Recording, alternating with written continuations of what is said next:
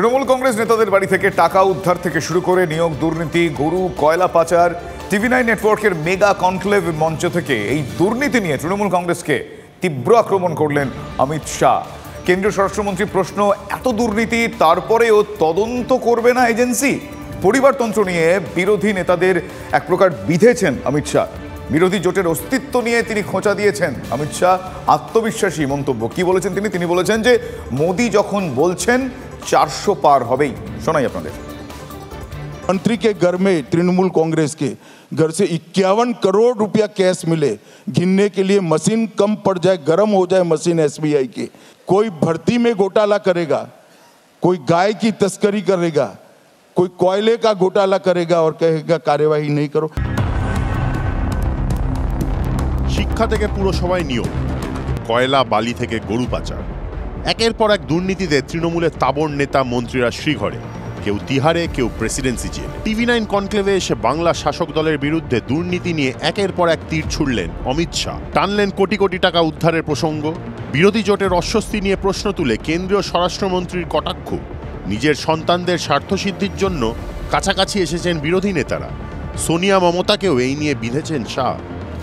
सोनिया जी के जीवन का एकमात्र लक्ष्य है कि शायद 21वीं बार राहुल गांधी सफलता से राजनीति में लॉन्च हो जाए और प्रधानमंत्री बनाने का वो प्रयास करेंगे।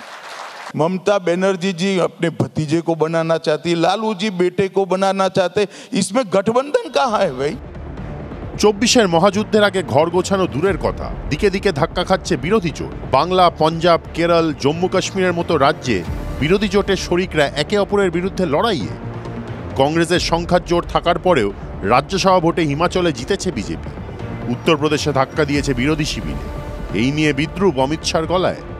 इंडिया गठबंधन सही मायनों में कहीं था ही नहीं, कहीं पर गठबंधन नहीं हुआ था। इंडिया गठबंधन के 2 सदस्य केरल में आमने सामने चुनाव लड़ रहे हैं। इंडिया गठबंधन के 3 सदस्य बंगाल में आमने सामने चुनाव लड़ रहे हैं। 7 सत्ता लोलुप परिवारवादी पार्टियों का एक गठबंधन है, जिनके नेता अपने बेटे, बेटी, भतीजे और दामाद को मुख्यमंत्री या प्रधानमंत्री बनाने निकले हैं। বিরোধীদের অভিযোগ, তাদের উদ্দেশ্যে এজেন্সিকে ব্যবহার করছে মোদী সরকার, যার জবাব দিয়ে শাহের দাবি, ইডি যাদের বিরুদ্ধে তদন্ত করছে তার 5% রাজনীতিবিদ। তাই রাজনৈতিক প্রতিহিংসার অভিযোগ ধোপে টেকে না।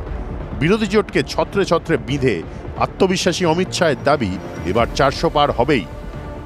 कोई सर्वे की जरूरत नहीं है। मोदी जी ने कहा है 400 पार, तो हम निश्चित रूप से 400 पार करेंगे। इसमें किसी को कंफ्यूजन रखने की जरूरत नहीं।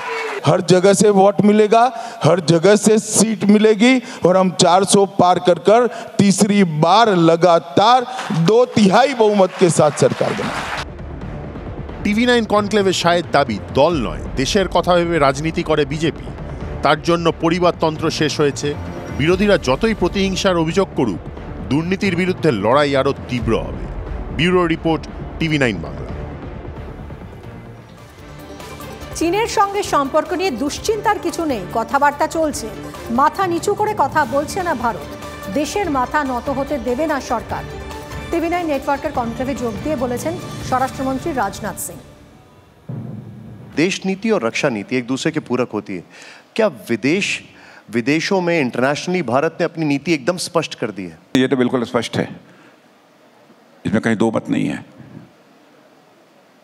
हम किसी को छेड़ेंगे नहीं, लेकिन हमको यदि कोई छेड़ेगा तो फिर हम छोड़ेंगे नहीं। इस संकल्प के साथ हम काम करते हैं। विश्व में दुनिया का अकेला देश ये भारत है, अकेला देश ये भारत है जो आज तक न तो दुनिया के किसी देश पर कभी कोई आक्रमण किया है और न तो दुनिया के किसी देश की 1 इंच जमीन पर कभी भारत ने कब्जा किया है। चीन से कमांडर लेवल की करीब आपकी 20-21 राउंड की बैठक हो चुकी है, WMCC की बैठक हो चुकी है। चीजें कहां तक आगे बढ़ी हैं? बस इतना ही कहूंगा कि बातचीत चल रही है, अच्छी चल रही है, चिंता का विषय नहीं है। अब मैं सार्वजनिक रूप से इन चीजों को तो नहीं इस समय बतला सकता, क्योंकि बातचीत का दौर इस समय चल रहा है जी। लेकिन इतना मानिए कि झुक कर बात नहीं हो रही है, इतना ही कहूंगा।